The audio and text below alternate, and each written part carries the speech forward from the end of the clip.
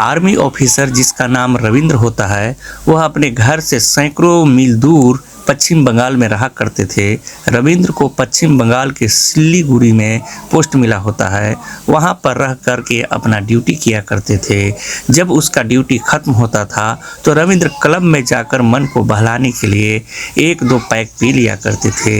एक दिन जब रविंद्र अपनी ड्यूटी पूरा करके उसी क्लब में जाकर पी रहा होता है, तभी उसके सामने एक लड़की आती है। वह लड़की रविंद्र से कम उम्र की होती है, आर्मी ऑफिसर से परिचित होता है। वह लड़की बोलने लगती है कि आप दिखने में एकदम आर्मी जैसे लग रहे हैं। तभी रविंद्र मुस्कुराते हुए बोलता है, आपको कैसे पता चला कि मैं एक आर्मी ऑफिसर हूँ? तभी लड़की बोलती है, अरे आप सच में एक आर्मी ऑफिसर है। दोनों के बीच काफ़ी देर बातचीत होता है। रविंद्र कहता है, आप यहाँ पर क्या करते हैं? आप दिखने में बहुत सुंदर है, आपको तो यहाँ पर नहीं होना चाहिए। तभी लड़की बोलती है, अरे साहब क्या करना, किसी तरह मैं अपनी ज़िंदगी गुजार रही हूँ। मैं यहाँ पर डांस करती हूँ जिसके बदले मुझे पैसे मिलती है। रविंद्र और उस लड़की के बीच काफ़ी देर तक बातचीत होते रहता है। कुछ देर के बाद रविंद्र वहाँ से चला जाता है। 1 महीने गुजर जाने के बाद फिर से रविंद्र उसी क्लब में जाता है। वहाँ पहुंचकर इधर उधर देखने लगता है। रविंद्र उसी क्लब में बैठकर सोचने लगता है। तभी वह लड़की रविंद्र के पास आकर कहने लगती है, अरे आर्मी साहब, कुछ देर आप इधर उधर देख रहे थे। तभी रविंद्र कहने लगता है, अरे अच्छा हुआ कि तुम यहाँ पर आ गई, मैं तो तुम्हें ही ढूंढ रहा था, तुम दिखाई नहीं दे रही थी, इसलिए मैं इधर उधर देख रहा था। रविंद्र कहने लगता है, तुमसे मिले हुए 1 महीना हो चुका है और अभी तक तुम्हारा नाम भी नहीं पता है। तभी लड़की अपना नाम बताती है। दोस्तों, लड़की का नाम अंजलि होता है। रविंद्र उस लड़की को पसंद करने लगा था। रविंद्र उस लड़की के लिए एक अच्छा सा काम भी ढूंढ देता है। कुछ दिन के बाद जहाँ पर लड़की रह रही होती है, रविंद्र एक दिन अपनी ड्यूटी पूरा करने के बाद अंजलि से मिलने के लिए चला जाता है।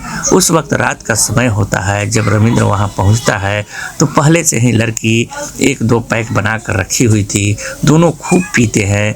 उस दिन अंजलि कुछ ज़्यादा ही पी लेती है। कुछ देर के बाद अंजलि नशे में होने के चलते अपने एक कपड़े को उतारने लगती है। तभी रविंद्र कहने लगता है, अरे तुम यह क्या कर रही हो? अंजलि रविंद्र की बात को ना सुनकर रविंद्र को भी अपने कपड़े उतारने के लिए बोलती है।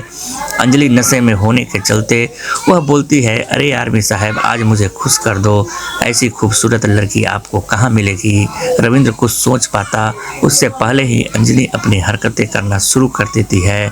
इधर आर्मी ऑफिसर रविंद्र अपने आप को संभाल नहीं पाता है और कुछ ही देर के अंदर में रविंद्र और अंजलि दोनों संबंध बनाने लगते हैं। कुछ मिनट बीतने के बाद अंजलि बोलने लगती है, अरे आर्मी ऑफिसर, ऐसा मौका आपको कहाँ मिलेगा? रविंद्र कुछ न बोल करके काफ़ी देर तक संबंध बनाते रहते हैं। 1 महीना बीतने के बाद रविंद्र की पत्नी को पता चल जाती है। दोस्तों, रविंद्र और अंजलि दोनों के बीच ऐसी घटना घटती है जिसे जानने के बाद आपके पैरों तले जमीन खिसक जाएगी। आखिरकार रविंद्र कौन था और अंजलि कौन थी? आखिरकार दोनों के बीच किस तरह की घटना घटी? रविंद्र की पत्नी को पता चलने के बाद क्या हुआ? चलिए दोस्तों, आज की घटना को शुरू करते हैं। दरअसल दोस्तों, यह घटना उत्तराखंड की है। रविंद्र एक आर्मी ऑफिसर होता है। उसकी पत्नी जिसका नाम चिंतामणि होता है। शादी से पहले रविंद्र देहरादून में ही अपना ड्यूटी करते थे। शादी होने के कुछ महीनों के बाद रविंद्र को पश्चिम बंगाल के सिलीगुड़ी में पोस्ट मिल जाता है। रविंद्र के 2 बच्चे भी हैं। अब रविंद्र पश्चिम बंगाल के सिलीगुड़ी में रहकर अपना ड्यूटी कर रहा होता है। जैसे ही ड्यूटी खत्म होता था, रविंद्र अपनी पत्नी से बात कर लिया करता था। रविंद्र के साथ सब कुछ ठीक ठाक चल रहा होता है। एक दिन जब रविंद्र अपनी पत्नी के पास कॉल करता है तो उस दिन रविंद्र की पत्नी रविंद्र के साथ गुस्से में बात करने लगती है। परिवार के इस झगड़े को शांत करने के लिए रविंद्र एक क्लब में चला जाता है, जहां बहुत सारे लोग अपने मन को शांत करने के लिए उस क्लब में होते हैं। रविंद्र अपने मन को शांत करने के लिए 1-2 पैक पी लेता है। पीने के बाद वापस चला जाता है। जब भी रविंद्र अपनी ड्यूटी से फ्री होता है तो अपनी पत्नी से बात न करके अपने मन बहलाने के लिए क्लब चला जाता था और जाकर 1-2 पैक पी लिया करता था। रविंद्र को उसी क्लब में एक लड़की से मुलाकात होती है जिसका नाम अंजलि है। रविंद्र जब भी वहां जाता उस लड़की से जरूर मिलता।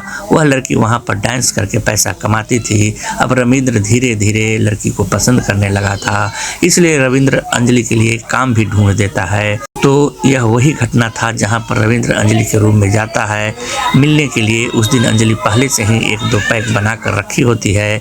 अंजलि उस दिन कुछ ज़्यादा ही पी लेती है और उनके हरकतों को देखकर रविंद्र अपने आप को संभाल नहीं पाता है। दोनों कुछ मिनट के अंदर संबंध बनाने लगते हैं। संबंध बनाते वक्त अंजलि बोलती है, अरे आर्मी ऑफिसर, ऐसा खूबसूरत लड़की आपको कभी मिली है? रविंद्र अंजलि की एक भी बात नहीं सुनता और दोनों काफ़ी देर तक संबंध बनाते रहते हैं। रविंद्र उस रात अपने घर वापस लौट नहीं पाता है जहां पर रविंद्र जैसे कई आर्मी ऑफिसर रहते थे। जब सुबह होता है तो रविंद्र अपनी ड्यूटी में नहीं होता है। रविंद्र के अनुपस्थित होने से वहां के हेड कर्नल को पता चल जाता है। वह तुरंत रविंद्र को बुलाकर उससे बातचीत करने लगता है। कर्नल बोलता है, तुम्हारा पोस्ट इस वक्त देहरादून में दिया गया है। रविंद्र अपनी पत्नी को इस बारे में नहीं बताता है। वह बिना बताए देहरादून में अपना ड्यूटी करने लगता है। कुछ महीने बीतने के बाद अंजलि रविंद्र के पास कॉल करती है। अंजलि बोलती है, मैं देहरादून आ रही हूँ तुमसे मिलने के लिए। रविंद्र बोलता है, मेरे पास कोई जगह नहीं है। अंजलि बोलती है, 1-2 दिन के लिए होटल बुक कर लो। अंजलि जैसा बोलती है रविंद्र वैसा ही करता है। जब दोनों होटल में होते हैं उसी वक्त रविंद्र की पत्नी कॉल करती है, लेकिन उस वक्त रविंद्र और अंजलि दोनों रूम के अंदर में होते हैं। उस समय रविंद्र कॉल रिसीव नहीं करता है। दोनों बेड पर सोए होते हैं। अंजलि बोलती है, मैं प्रेग्नेंट हूँ। इस बात को सुनकर रविंद्र हैरान हो जाता है। अंजलि फिर से बोलती है, अब मैं एक माँ बनने वाली हूँ। इससे पहले कि कुछ हो जाए हम दोनों शादी कर लेते हैं। दोस्तों, रविंद्र को कुछ समझ में नहीं आ रहा होता है। रविंद्र इस हालत को देखकर अंजलि को अपने घर भेज देता है और बोलता है, अभी बहुत समय है, इस समय तुम अपने घर में रहना। जब मेरी छुट्टी हो जाएगी तो शादी के बात करेंगे। दोस्तों, इधर रविंद्र की पत्नी सिल्लीगुड़ी में रह रहे रविंद्र के दोस्त के पास कॉल करती है। जब दोनों बात कर रहे होते हैं तो रविंद्र का दोस्त बोलता है, अरे रविंद्र तो इस वक्त देहरादून में है। रविंद्र की पत्नी बोलती है, यह सब कब हुआ? तभी रविंद्र के दोस्त फिर से बोलता है, अरे रविंद्र एक क्लब में रोज जाया करता था, उसी में एक लड़की काम करती थी। उस लड़की को काम दिलाने के बाद एक दिन उससे मिलने चला गया था, जिसके चलते कर्नल ने देहरादून का पोस्ट दे दिया। तभी इधर उसकी पत्नी बोलती है, यह सब के बारे में मुझे क्यों नहीं बताया गया, इसलिए मेरा कॉल रिसीव नहीं कर रहा है। दोस्तों, एक दिन फिर से रविंद्र की पत्नी रविंद्र के पास कॉल करती है। उस दिन रविंद्र कॉल रिसीव कर लेता है। रविंद्र कुछ बोलता उससे पहले ही रविंद्र की पत्नी सब कुछ बोल देती है।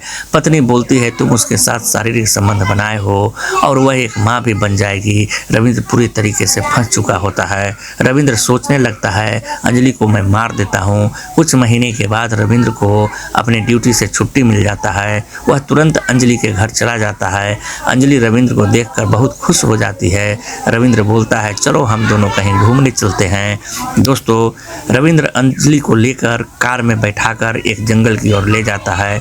जब दोनों जंगल पहुंचते हैं, इधर रविंद्र 2 बोतल निकाल लेता है। दोनों खूब पीने लगते हैं, मगर रविंद्र बहुत कम पीता है। इधर अंजलि बहुत ज़्यादा पी लेती है और कहने लगती है, मुझे पिला के मेरे साथ करने वाले हो क्या? रविंद्र कहने लगता है, आज हम दोनों के बीच कुछ नहीं होगा। फिर अंजलि बोलती है, अरे आर्मी साहब, मैं अभी पूरा जोश में हूँ, मुझे खुश करो ना। रविंद्र कुछ अलग सोच के आया होता है। इस बारे में अंजलि को कुछ भी पता नहीं होता है। रविंद्र को इतना तो पता होता है कि यदि मैं अंजलि को मार देता हूँ तो अंजलि ही नहीं बल्कि बच्चा भी मर जाएगा। रविंद्र गलत कदम न उठाकर अंजलि को लेकर घर चला जाता है।